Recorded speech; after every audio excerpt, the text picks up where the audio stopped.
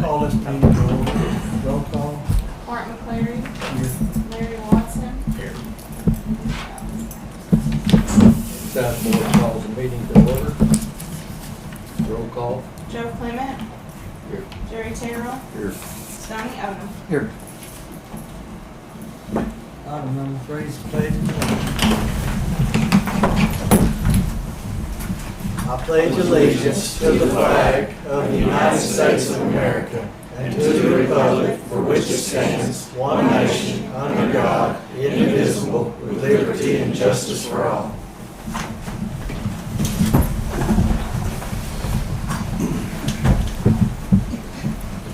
Item number 4, recognize guests. We want to thank all of our guests for being here today. Item number 5 is presentation by Dobson Fiber for voice and internet services available for Haskell County's communication needs. Thank Go you. ahead. We appreciate it very much. I'm Drake Smith. I'm VP of Sales for Dobson Fiber. Jerry Smith, he is our sales engineer. No relation. He's way smarter than I am. Teresa Lovins is our senior community manager, and Teresa's been running point on this project and has, through the course of some due diligence, been able to gather some information on what the county has in place right now. And it appears you guys have 5 different entities that handle your phone and internet from 5 different places. There's a equipment rental or a phone system rental from Avaya. There's some SIP trunks or TalkPass from another entity called VIP. You've got internet and phone from Vive, internet from AT&T, and a couple of phone lines there as well. And you also have some internet from Cross.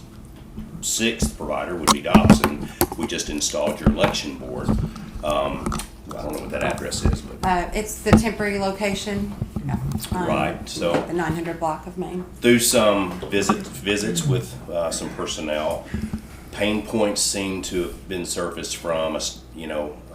If something goes south or something's not working, who to call, who's responsible for what, and that's not uncommon. We have stood in front of a lot of municipalities, a lot of county services, and through the course of time, you just kind of piecemeal stuff together, and it reaches to a point to where if you can take a step back, there are more efficient ways to be able to run a county or a municipality or a business, and that's what we're proposing. We would love to be able to show you, after more discovery, how Dobson can help. Dobson's been around since 1936. We've got over 5,000 miles of fiber through the state of Oklahoma, Arkansas, and northern Texas. We're a phone and internet company, and our headquarters are in Oklahoma City.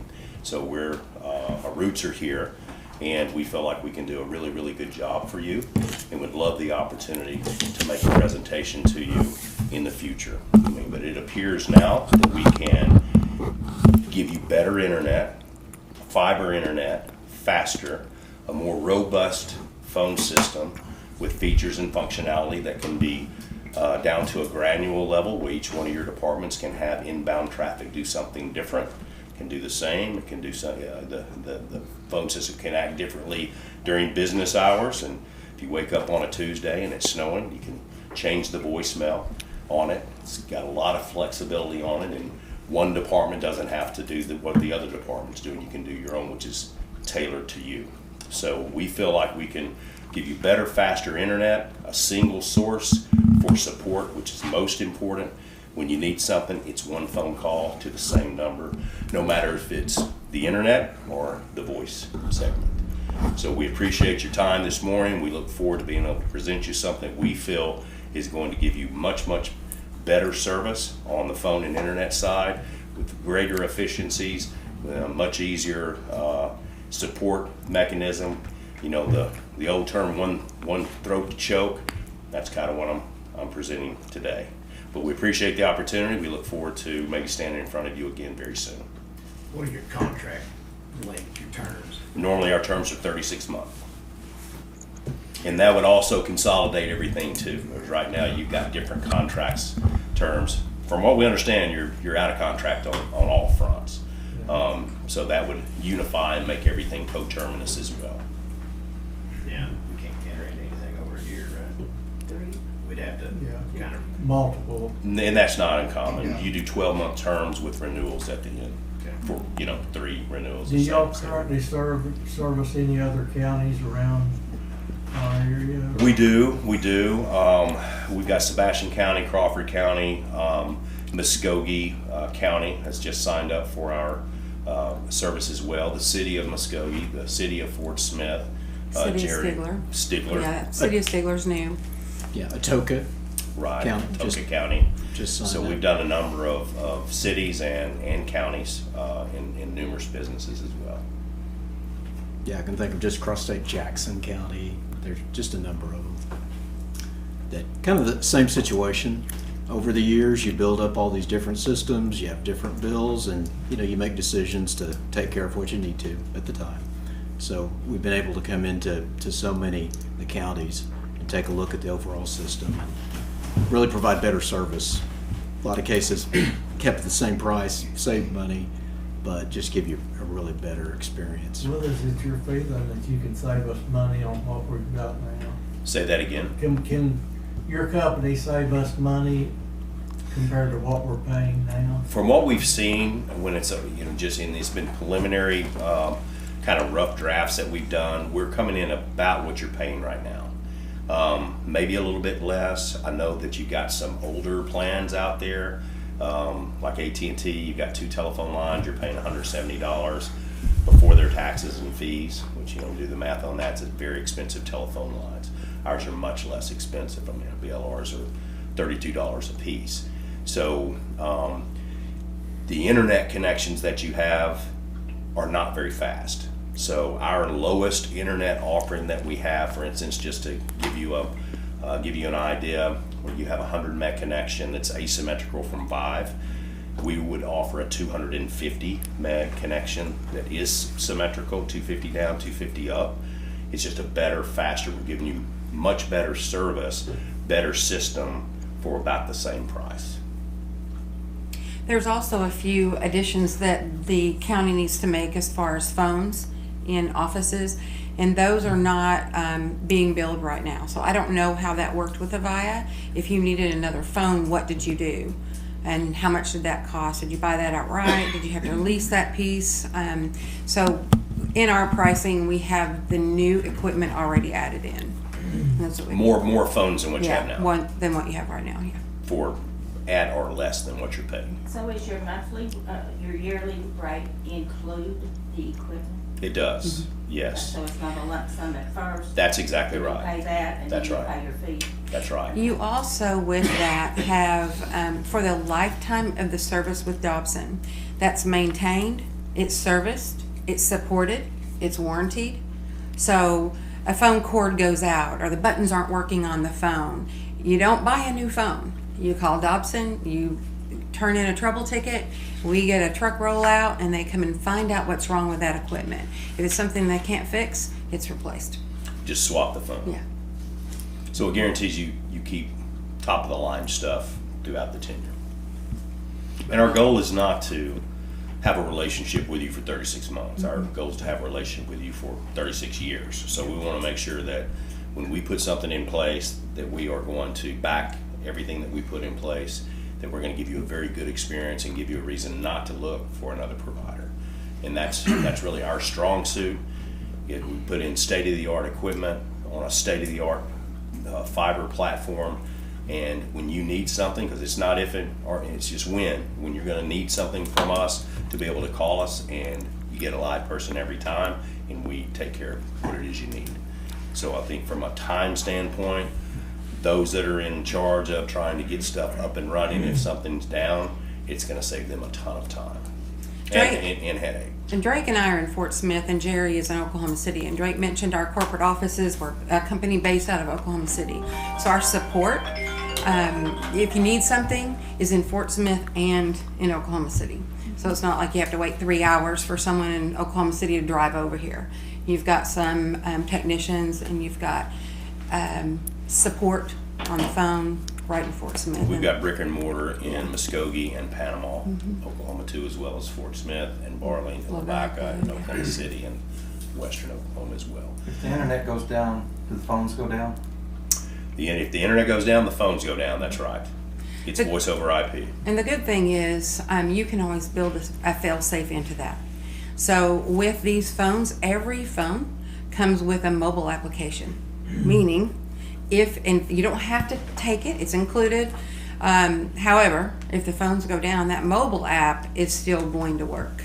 And It's up to your cell phone. yes, you have a fail-safe too, like if you have just one inbound number for the OSU extension and one for the county clerk.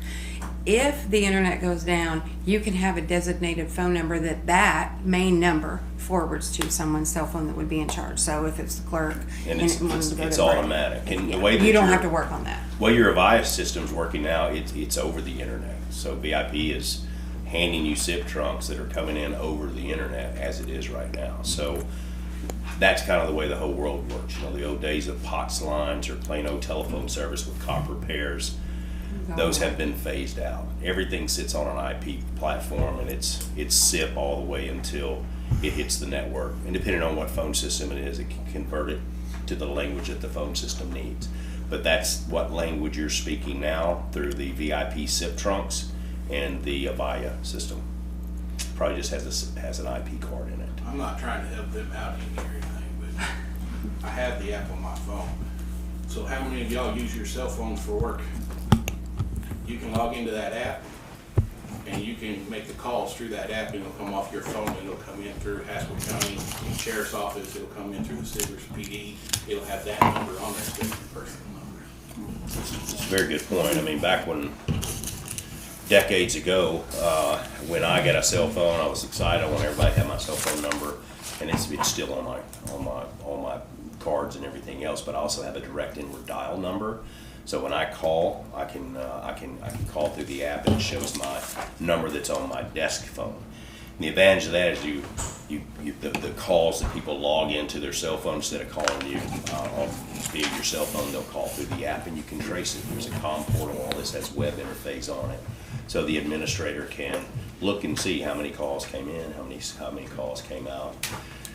But at the end of the day, it makes and takes calls. So it's a phone system, but it has a lot of bells and whistles on it that, hey, some people love and some entities don't really use. So that's the beauty of it. It's like having Dish at your house. I've got 220 channels and I watch 5. I have 220 channels and my wife watches 5 too. It's just not the same 5. So you got to have 220 so everybody gets their 5 features. So this is what we're offering, and I think it'll be a really, really good solution for everyone, and at the end of the day, you'll really love it. Certainly the internet will be way faster than what you have now. What we would like to do, Jerry, is our sales engineer, and if it's okay, we would like to go to these offices, this location and the courthouse, and just do a walkthrough. We'd like to see what Ethernet is available already, how you guys are already wired, what you might have to be faced with if there's any internal network that you would have to do to be upgraded for us to be able to put a phone system in. That's kind of what we're waiting on before we really presented you the quote and the exact pricing. We want to make sure what we're presenting is going to work for you.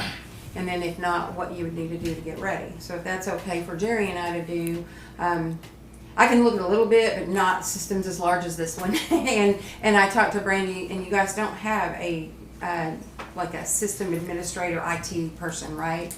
So who does that for you? If you need a computer or if you needed to order anything, who usually does that? Each individual office. Okay, all right. So each individual office would have their own person or entity that they would call to come fix the computers or add a computer or that sort of thing. Okay. Well, we normally work hand in hand with those people too, because they're the most familiar with your individual network.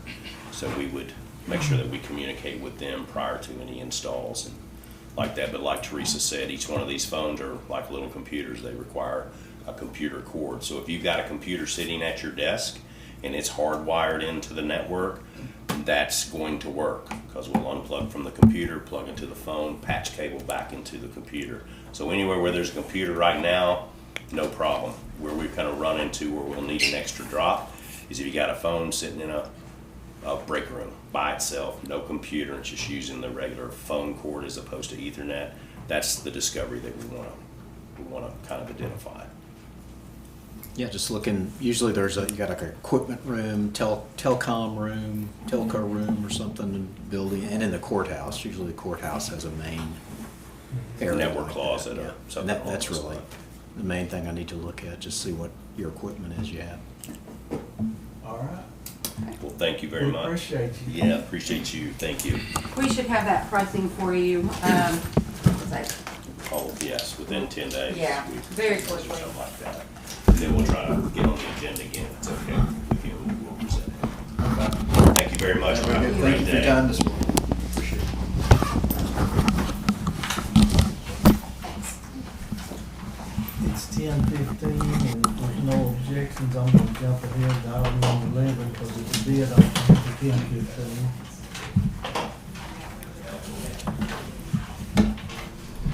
Did we get a bid?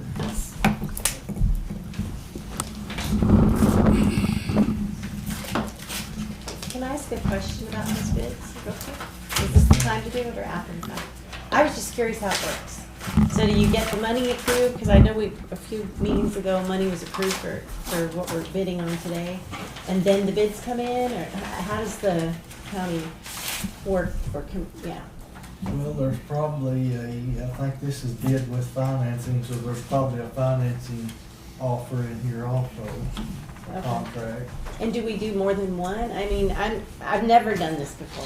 Maybe today isn't the day. It's awful busy. I just want to know, is it advertised that it's open for Yes, bidding? but this has been advertised for, 2 weeks this time, but this is about the third time it's been up. So it's had plenty of advertisement. And you just buy used tractors or from dealerships or all over? It just varies what the need is. Sometimes it's new, sometimes it's used, just whatever. This is the least purchase. Got a bid here for $38,000 for the huge tractor.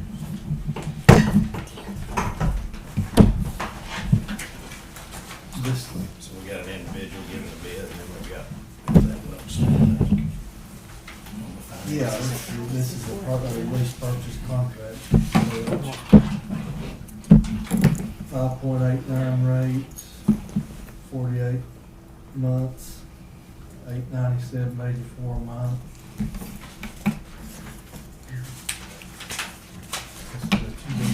See if you approve of it.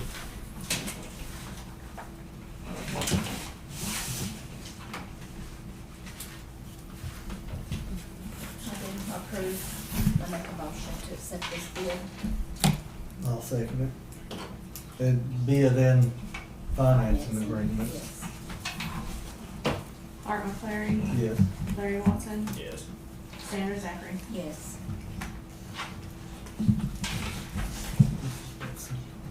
Signage could be done.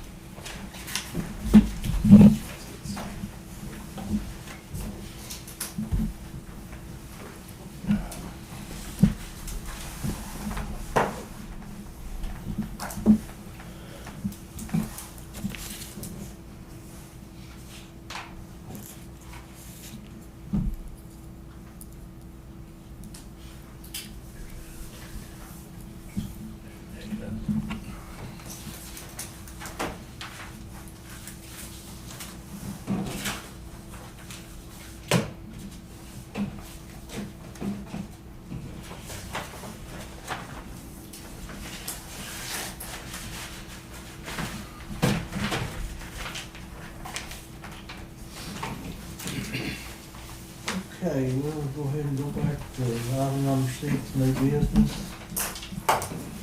Sandra, you got anything? Larry? No. Terry? No business?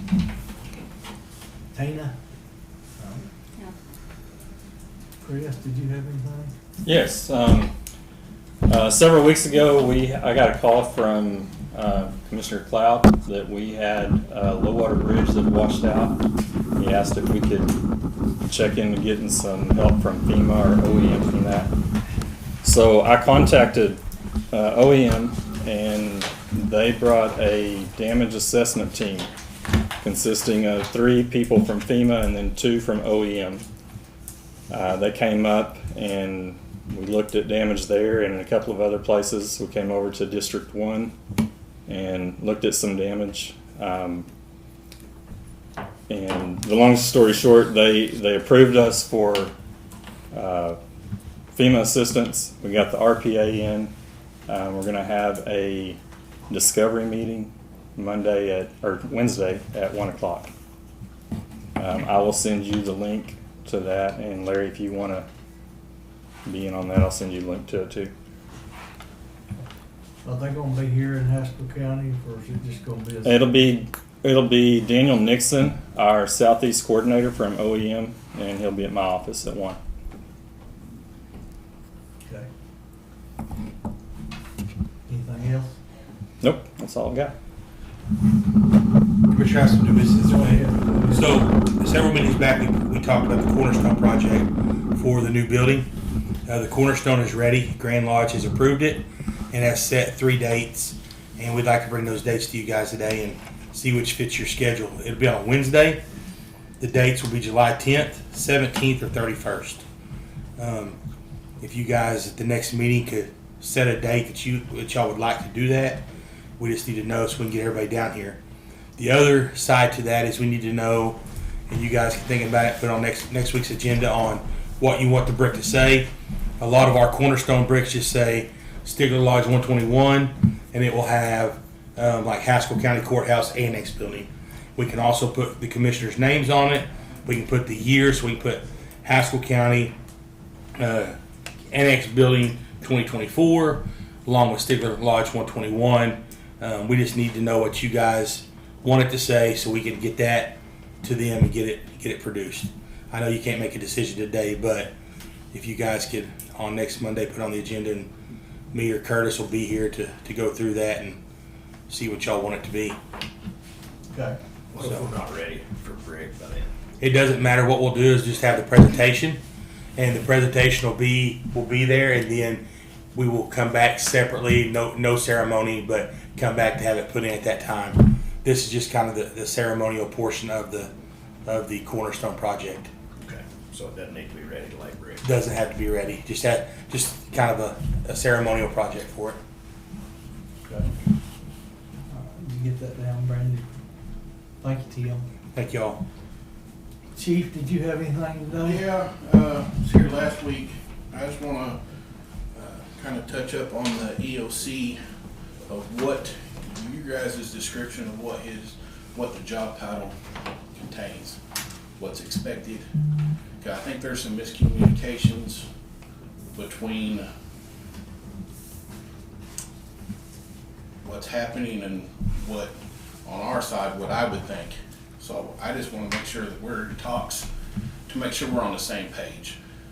We don't want, communication's key with everything. If we don't communicate to find out what's going on, we can't help protect the citizens out here in the county. So I want to make sure that everything that his job title is if we're doing that, or if there's something I need to do on my end to help his job better, then I'll do that. But I want to see where we're at. Because we've had, last week when we had some storms come through, miscommunications, there's some things said and done that partly on my department and partly on the EOC guy. I took care of part of that on my side. But it was brought to my attention that the statements was made that he's not a first responder and he don't talk on the radio. On our side, that's a big key. knowing where the firefighters are, if we're storm spotting or anything like that, we need to know. And if it's not what he's supposed to do is coordinate. That's something I need to know on our department, so I can change something in our department to make sure that we're doing what's right for the citizens out in the county and for the citizens here in Stigler. So I'm opening it to you to let me know of what y'all are expected of him and where we can go with that. Because we have a good working relationship. I mean, it's no ill will towards anybody. We have a good working relationship with everybody, and I want to keep it that way. But I just want to make sure that our communications stay open so we can make sure that we're going forward and not backwards. Did you have anything, Jack? Yes. So, to follow up on what Chief has said, I printed off the basic bare minimum of the state statute, state statute for the emergency management department. I'll agree with Chief. This is nothing, in no way, shape, or form directed to him as an individual. It's our department and it's a countywide issue. The highlighted areas. Let me get back here. The highlighted areas are kind of some of the topics. This, and like I said, this is a bare minimum of some of the responsibilities that he, or the department, I should say, the emergency management office is supposed to take care of. It's a lot broader spectrum when you get into it, but the yellow highlighted, it emphasizes there on the coordination and communication also. Like he touched on with the storm, any storms that come through, we need a department that is actually a EOC, which is an emergency center of operations. Okay, that person's going to relay to the storm spotters that are out there in the storm spotting. You know where the rotation is. They need to be monitoring a radar while we're out there and telling us where we need to be to try to get the best view of this. We haven't had that. We haven't had any radio contact whatsoever. Never on the radio. That's a big issue. We got guys out there that are trying to spot and then relay back to myself. I'm trying to write down where they're at, what they're seeing. These are just some of the bare minimums, and it's getting to where it's a huge emergency for the citizens. I mean, the protection for the citizens. I had multiple people reach out to me over the last couple of weeks through these storms that are new to our area, that are new to Oklahoma. They have no clue about tornadoes whatsoever. They don't know how to prepare. They don't know anything. I'm one of them. Yeah, that was me. So there's supposed to be some kind of way for us to represent that. What I recommend to them when they call me is to get a scanner, get a radio scanner, monitor the fire department channel. If we're out spotting, they're going to hear us. I had a lady reach out and she actually made a comment on Facebook saying that the other day when the one came through north of Quinton, went through Lona Valley, headed toward Lafayette, that was the only way she knew about it, was hearing us over the scanner. And that's the only way they knew to take cover. I don't know what we need to do to better that, but we need to get compliant, number one, with the state. I'm not sure if all the training has been done, but there is basic training that has to be done. There is follow-up training. There needs to be annual training. All these highlighted areas, you guys can look through it. What do we report? Where do we report it to if we don't have an EOC? Now, I understand people are not always available. We're volunteers. We understand that more than anything. But if you're not, make sure somebody is. I mean, we've got to do something because it's not a matter of when it's going to be how bad. Something's going to something's going to take place. So if we can figure that out, if you guys can go off this basic standard, make sure that we're compliant with the state.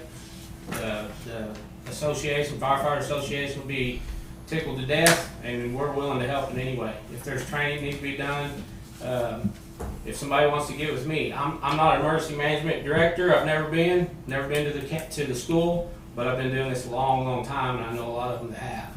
And I work alongside of multiple adjoining counties that are really good. So I'm willing to help in whatever way we need to. Just for everybody's clarity, what is an EOC? What does that stand for? It's an emergency operations center.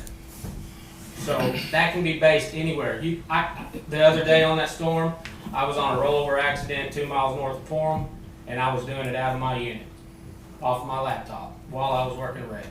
You can do it from anywhere, but it's just got to be done.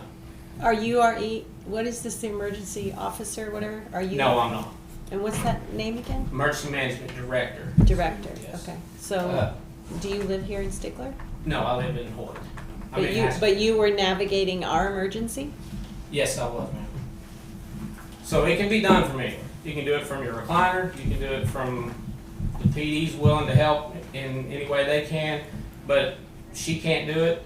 She's answering 911 calls. The dispatcher, her hands are tied up. She's getting bombarded. You know, we're on the radio trying to talk to her, trying to get responses. It's a mess. And we do the best we can, and it's so far worked.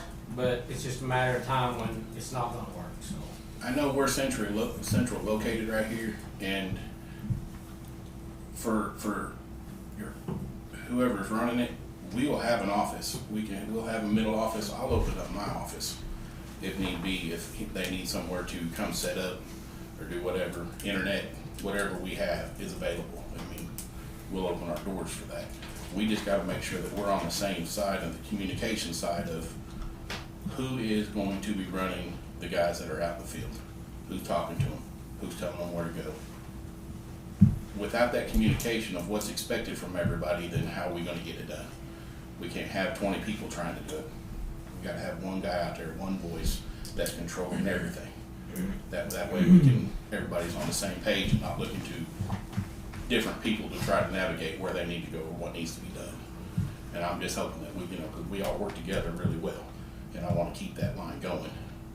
May I speak to that? Yeah. Okay, so when someone has a heart attack or there's some kind of medical emergency, who calls out the EMS? If they call our department, we do. Dispatch? Yes. So if someone robs a bank or someone... Let me touch on that a little bit anymore. So anytime anybody calls in a medical deal to us now, it is actually rolled over to what we call MedCom. So the initial call comes into us, we transfer it to MedCom. MedCom then dispatches everything out. My point is, anytime that anything happens with emergency services, whether it's law enforcement, a fire, anything like that, that goes through the dispatch office. Dispatch dispatches that out. Who monitors There's- tornadoes? What's that? Who monitors tornadoes and makes sure dispatch knows where tornadoes are? That's my worry. I'm not from here, so this is like. I do monitor it, but tornadoes like the one that we had, what was that, 3 weeks ago? That popped up out of nowhere. Are you our director? Yes. Oh, okay. And so. I went in 2 weeks ago on Monday morning, and we sat and watched, and we're under a tornado watch, and nothing ever popped up. How do you monitor the tornado when that's happening? Radar, just like you would see on TV. And then you call someone and you call these. I was there at the PD, at the dispatch office at the time. I just didn't get on the radio. Okay. The problem was that they wanted me to be on the radio so they knew where I was. But I was there at the dispatch office. I just let the dispatcher do that. And I think we can address this a lot of ways because we really haven't had. Ron Barrington was probably the last true emergency management that actually sat in the office and dispatched. Aaron came in and Aaron picked that up on that role of it. There's a lot of training that we need, and it's not cheap, and it would be the vector system, the things that OU offers, and I know we sent Chris to one of those.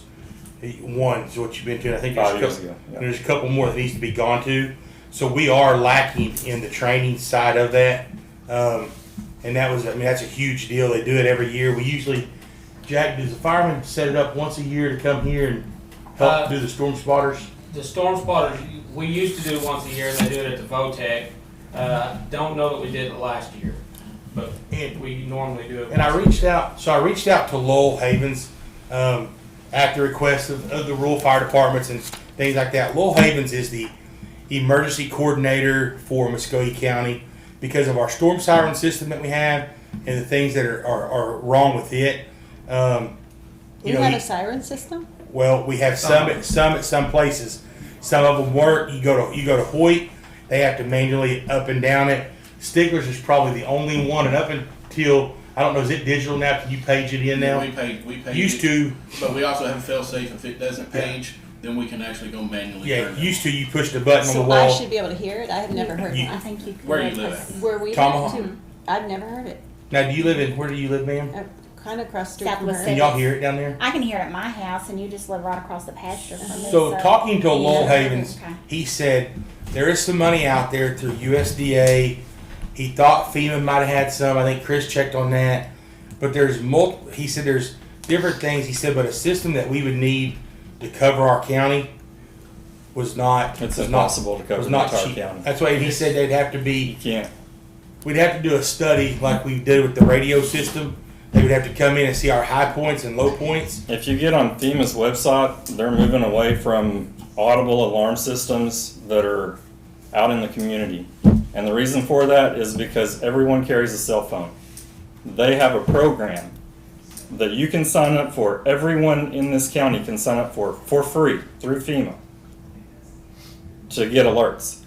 But if you have an iPhone, you don't have to sign up for that. You get alerts. You get silver alerts. You get amber alerts. You get tornado. I mean, I get them on both of mine, my county iPhone and my personal one.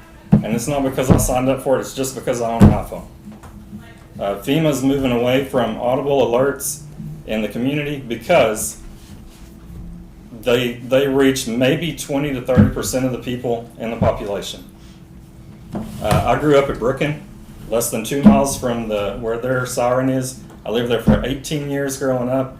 I moved back there in my late 30s and lived there for 6 more years. In my life, I've never heard that siren go off. Never. You have to be, if you're more than a half a mile away, you have to be outside on a still day with no engine running and no background noise before you can hear that. If you're in Stigler, there's 3 different alarms, 3 different sirens in Stigler. There are very few places in Stigler where you can hear 2 of those 3 at the same time. The reason that FEMA's getting away from that is because they're not effective. They have other systems, and they work through cell phones and with cell phone companies to do that. Who currently determines when those alarms go off? The National Weather Service. And they just turn it on or you turn them on? Not On the No, cell phone? we So determine when they go off. here in the city, if the tornado, So- that's my decision. That's your decision? Okay. Yes. And you get that from him, or I guess I don't understand what is your job again? What's it called again? My job is emergency management. My job is basically an extension of FEMA. It is to mitigate against emergencies, and so whenever there is an event that is catastrophic, my job is to look and say, what could we do to fix this in such a way that it won't be catastrophic the next time. So you're preemptive. You don't come in after. Primarily, I'm after the fact. That's the first part, is mitigation. The rest of it is disaster recovery. But so the disaster coming is on your plate too. So beforehand, okay. And I think it's important for the commissioners people need to know for them is that they supplement that budget almost 50% because we only get reimbursed commissioners is 50% of what FEMA actually gives you guys, and then y'all have to cover the other 50%. 75. The 75 on an emergency. So with the commissioners, their funding is very limited to what the state actually reimburses them back for this Yes, program. if you're talking about systems, if you're talking about new equipment and stuff like that, it just depends on the grant. It's a cost sharing grant. So Tim and I both have looked at new equipment for the county, and I put in notice of intent to apply for grants for different things. Once we looked at it, something that is going to sit there and we may use it in the next 10 years, or it may sit there and rot, we're going to pay $50,000 our share. Do we want to do that? We looked at water buffaloes, we looked at generators and things like that. The thing that we have to keep in mind when it comes to an emergency is I don't know what the next emergency is going to be. Is it going to be floodwaters? Is it going to be tornadoes? Is it going to be an ice storm? You know, is lightning going to strike someplace where there's chemicals? And you don't know. You can't predict that. And so, as much as we hate it, mostly my job is reactive. Big responsibility. It is. My primary role, according to OEM and FEMA, is to be a communication liaison between Haskell County and OEM, and through OEM with FEMA. My job is an extension, or this office is an extension of FEMA. It was started by the Stafford Act that established FEMA. It has been enhanced by acts through Congress in both the federal government and Oklahoma. In 2003, Oklahoma passed a state statute that says that every county will have an emergency management office that is qualified through FEMA. Not only that, every municipality. That means Stigler is supposed to have their own. I have the statute on my phone. So I'm a little bit confused, and mind you, I'm an outsider. I called you all worried because I didn't know how to handle tornadoes, and not unaware that you were the one that monitors them, and then you tell him, and then you determine when the alarm goes off. But yet you were dealing with it on the side of the highway. I'm confused. So in the city, in the city limits, okay, we have all of our officers and everything else. You know, we watch everything that goes on in the city. We can't watch the county. Is that that's your out job? of our scope. Is that his job? Yeah, that would Okay. be, or somebody else's. That's so. Well, I live in the county, so that's we why watch I'm what like, we watch what we can, but we Okay. also lean on the EOC Okay. just as much as anybody else. So. But you said that the communication, he's So saying that he's working out of his. If we're watching the storms here, if we spot anything, yes, we set our sirens off. That's Okay. something that we do internal. That's our decision. Okay, That's not something his. no, Okay. that's something that we do. Out in the county, though, we have rural volunteer fire department guys that go out and they storm spot. Okay. Usually the EOC coordinates all that, where they're at, where they're going, tells them directions, So that's 'cause they're why you're watching, at his they're watching a office, you're radar. doing that from his They're office? watching a radar or Okay. whatever, just like anybody else would, but they can coordinate with that. We do run the 911 system at the city, but in doing that, we're watching phone lines and communicating that way, and we don't have time to coordinate the county efforts. So when you that are said there's a going on. communication glitch, what are you referring to then? I'm just someone who's from California. I know about earthquakes and all that. So- I don't know so anything about tornadoes. What it is what we're trying to do is get better communication of what his job's gonna entail, what our job's gonna entail. And he does a great job. This is not on him at all. This is what I'm wanting to know is if there's something else that I need to do on our side. If what the commissioners are saying, no, his job is only this, then what do I need to do different? Where can I do different to help better protect? Okay, I don't our mean to people? take away from the meeting. No, I'm sorry. no. I just get worried, and I was because wondering we've all- where to go. We and who can't to work talk to. together if we don't communicate. Okay. And And that's it's- a big thing. It's not just storms. It's not just storms. So we had, a couple of years ago, we had a 4-day wildland fire.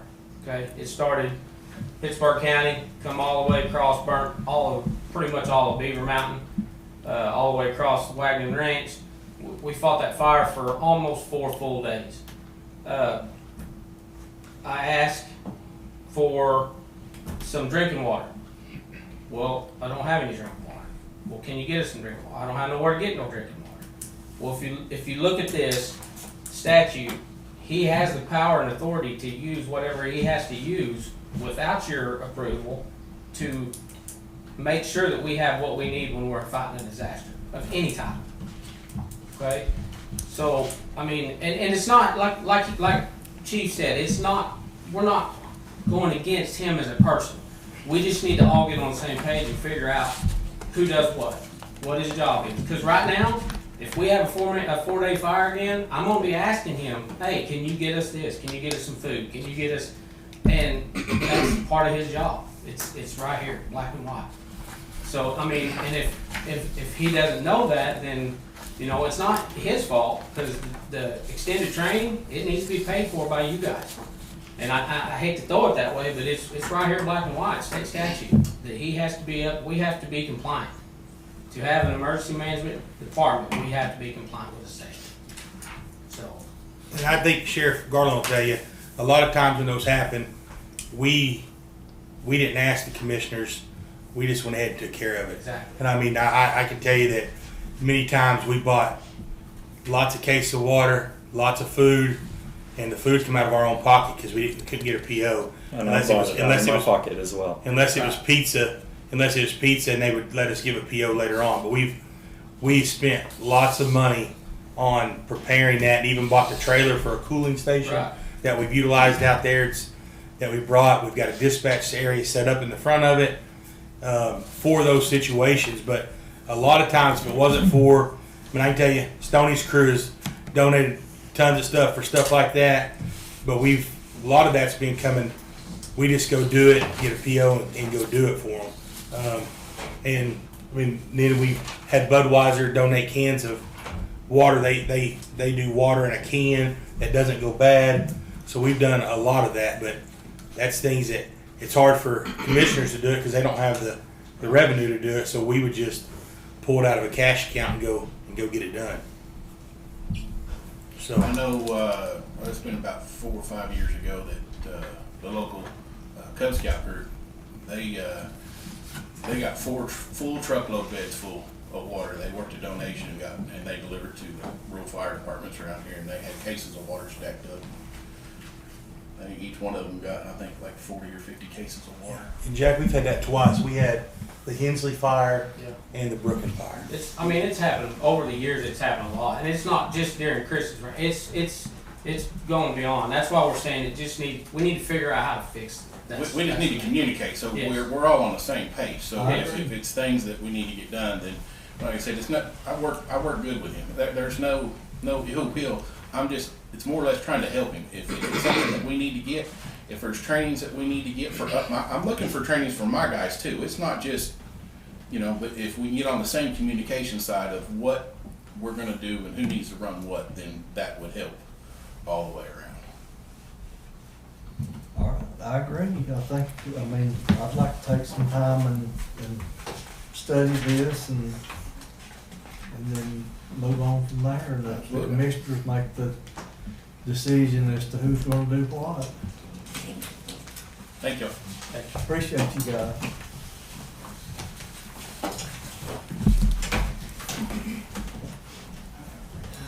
You wanna do your new business, Joe? Yeah, excise board, number 3, new business commissioners, board members. I have none.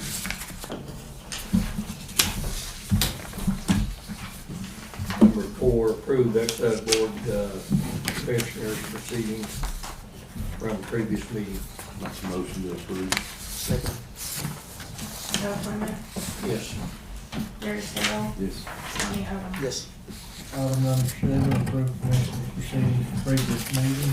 Make a motion to approve. Second it. Mark McLeary, Yes. Larry Watson. Yes. You have anything?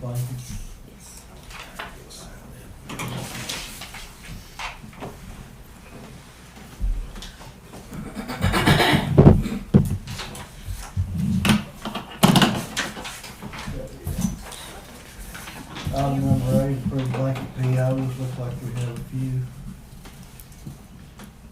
Napa I and B, $500, District 2, O'Reilly, $500, District 2, Sticker Home Center, $100, District 2, Harbor AC and Refrigeration, $500, out of R2. Make a motion to approve. I'll second. Mark McLeary, Yes. Larry Watson. Yes.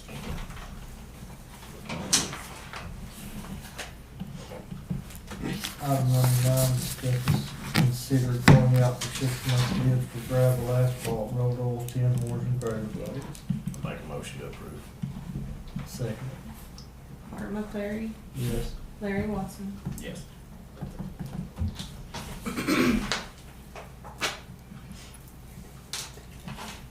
Okay, item number 10, discuss and consider approval of brick color for new courthouse annex building. We have the brick color right here that the ladies have picked out. This is the primary color, and this is just kind of a striping, I guess you'd say, that accent that goes across to match the election board. And Jim's getting ready to order brick, and he just wanted to get this approved by the board before he orders the brick. And I'm gonna make a motion to approve these two brick colors right here. I'll second it. Art McCleary, Yes. Larry Watson, No. Sandra Zachary. Yes.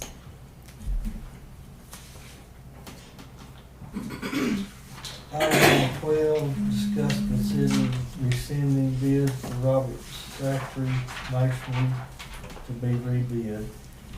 And this is simply because, Robert Zachary was the winning bidder. And this is due to scheduling conflicts and unforeseen circumstances. We are requesting that you remove our bid from the masonry work on the new Haskell County offices and stick to Oklahoma. Thank you, Robert Zachary. So, in light of that, I make a motion that we rescind the bid to Robert Zachary. I second it.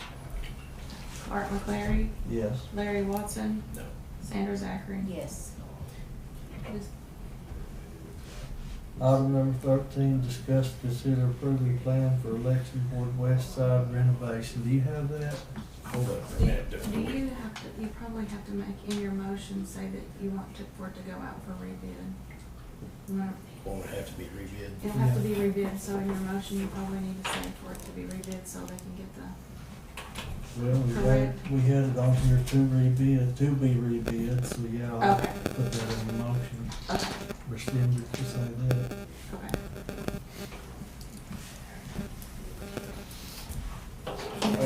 Do you have that? I do.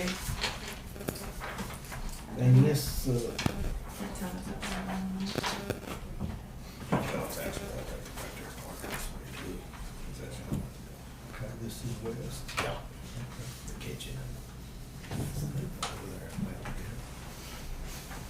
And, according to the construction manager, or Mr. Newcomb, that Rhonda Hurst has been involved in this and has approved of it.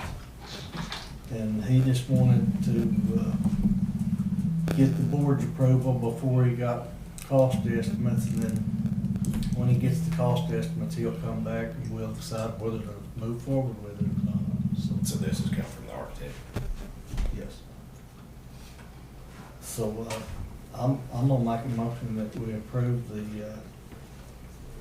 plan for the remodel on the west side and move forward with a cost projection on it. Second. Art McCleary, Yes. Larry Watson. Yes. Item number 14, review and sign approved appropriations, transfer appropriation checks received, bills to be paid. Item number 5, on the exercise board, review and sign if approved appropriations and transfers of appropriations. Make the motion to table since you paid it. We need a motion to review and sign approved transfer. Second. Joe Clement, Yes. Jerry Terrell. Yes. Johnny Otis. I'll make that motion on 14. Second. Art McCleary, Yes. Larry Watson. Yes.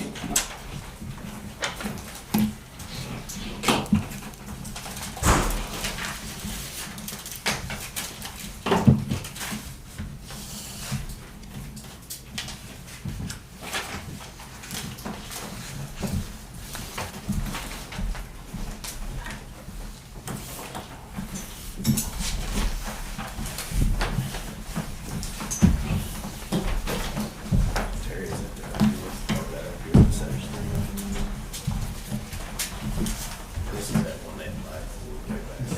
Yeah. Then we got the three different checks. We should have 3 different checks. One's from Walmart, one's from Walgreens, and the other one is from CBC.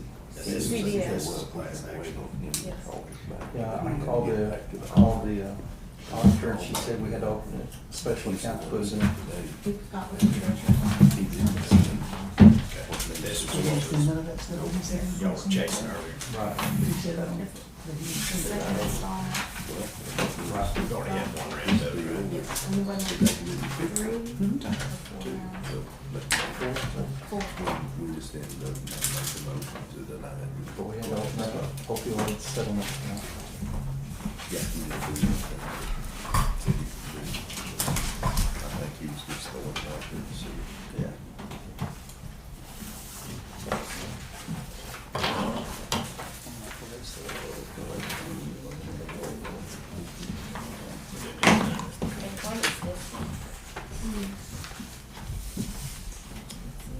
That's all Class opioid. action lawsuit they ran on an opioid.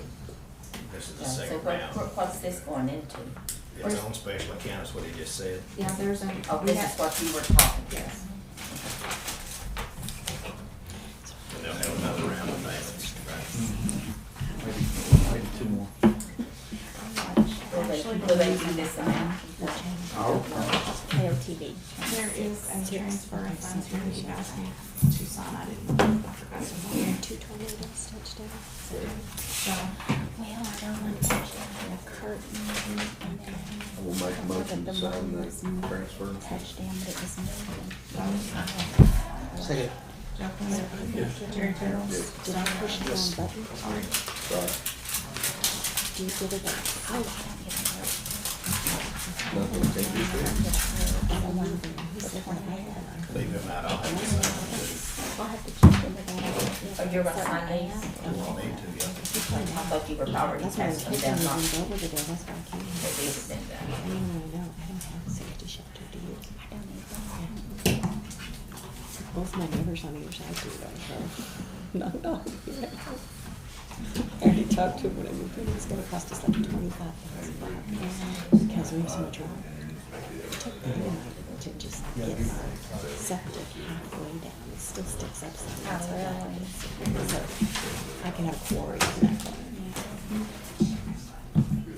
See, the courthouse used to be a storm shelter, it's not, right, it was a storm shelter. If you have anything in the city, There was a storm shelter out of the Choctaw Community Center, and so the storm shelter there. I think that's the only one right now. so our gym, even at the hospital, is it slowly goes south? Do we get hit by tornadoes very often? Not really, I mean, there was one that came through in 1996 that was really bad. We've had some small ones. 96, where did it hit? It headed down Fish Creek Road, which was just a section of where you live. And, but it ended up, it's thinking down here, it was just like. Do we have fatalities? I can't think of any fatalities. So what I love about the Oklahoma spirit, and like my neighbor next door, Bill Selifer, his attitude is I'm just gonna sit and have beer in my brick house, and if I live, I live, and if I don't, I don't. And it's kind Well, of, now, I have been able to hear the tornado siren when it went off. And one time, my oldest son was small, and we lived right there where we live now. And my husband was in bed because he hurt during the night, and this was during the day. And I said, Travis, we've got to get to the storm shelter, because at that time the courthouse was the biggest storm shelter. And he said, if it gets me, it gets me, I'm not getting out of this bed. And so I took the baby and I went. Is that the only one? I said, that's right, that's what you want to do, but scary for you not to leave your husband behind. But I mean, he was running up on the bed, and I had a 2-year-old, so I was getting him out of that house. see, I live alone. I'd be more worried about my dogs than anything. Well, see, I don't know about him now, so. Do you have anywhere in your house you can get where there's no glass? I got in the hall. Okay. I shut the doors off to the hall, and I mean, I actually got our neighbor in the hall, and we got under there one time. Once. Okay. Okay. Because there's, you guys have a strength in your core as people. It's like being in another country for me. I'm not kidding you. I'm not kidding you. We live like everyone's soft. You think our earthquakes make us tough. We're not tough. I'm tough since I've got here much, but not as tough as still living. Had you already moved here so we were cold 21 February? No, I just have been here 2 years. We've had 2 years this month. We've had high storms that we didn't know what this was. Yes, we've had 2 different ones that I understand that. I got a wood stove for that very reason, because I have wood stoves by the ice storms. And I have solar generator. But if it's not sunny on those ice stormy days, you're screwed. Well, you just make it, that's all you do. Deep freezes. We had fires in California, and we couldn't get back to our house for 2 weeks. When we got come back, our deep freeze, everything was still frozen. And if you don't live the lid, and you just let it sit there and it's full, you're pretty good. So you just gotta not open your fridge a lot. Grab your steak. Luckily, we have, permanent water heater. Oh. And so we still have running water, hot water, and we can test hot water up to the We took down the grill outside. How did you didn't run out of propane? He actually called Friday. Did you just have that's the all tanks? that's running. We have a big, I have a good tank, but it doesn't run my grill. It runs my hot water. And we have those stupid stoves. So we have a stupid stove that's this regulation that doesn't ignite if the power's out. And you can't even, at my other home, you can take a match and light the, you can't even do that now. So I have propane hooking up to my stove. It's a storm and I can't use my stove. yeah, that's true. But, I mean, that's how we survive. We cooked outside on the grill, and my husband built a little fire pit, and Okay, you just make it work. Make it we work. but we did have running hot water, and I had that, I can live. Well, how does your power, how does your We water concluded run? when he was here before. Yeah. The city has its own generating system that runs our water. County, Haskell County Water Company. I mean, it's still flows. They must have. They have a generator. They have to have a generator, because they have to keep all the sewage and stuff from going back.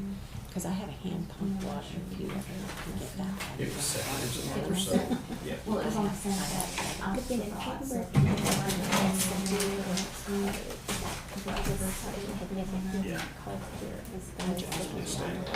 Well, if you have no power, how do you get the water from freezing?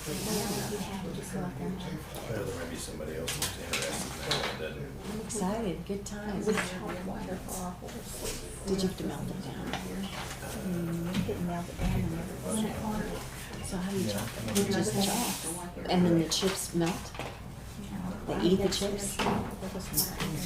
It's mine. It hadn't frozen. I don't see many come across. So did you have to do that like twice a day to keep it from freezing? I'll send them down there every time. Because I had a friend do who's, it. winter before, hers froze all the way Brandon and down. I Russell, have usually de-icers they're in my free troughs. Yeah. But if the power goes out, you're SOL. So anyway, back in 21, it was so cold, they could get freeze the lines out, because my son thought it was a water pump. So you had no water. We will, because we run a different line than, but there was a big part of the county that didn't. I hope I'm on my own. Yeah. Is yours deeper? It had to do with the line that the main line that was running from compared to some other places. It was really good. We worked for 21 separate days from 6 o'clock in the morning to midnight. And people were out of water. No, you can't live without water. Wow. That was hard for people, I know. But even if the pipes that dunk deep enough, interesting. Okay, And then it was really extreme. They were really extreme. It's really cold, really hot, really dry, really wet. Things happen to pipes. So let's get us current since I've done it all. Jack. I'll try.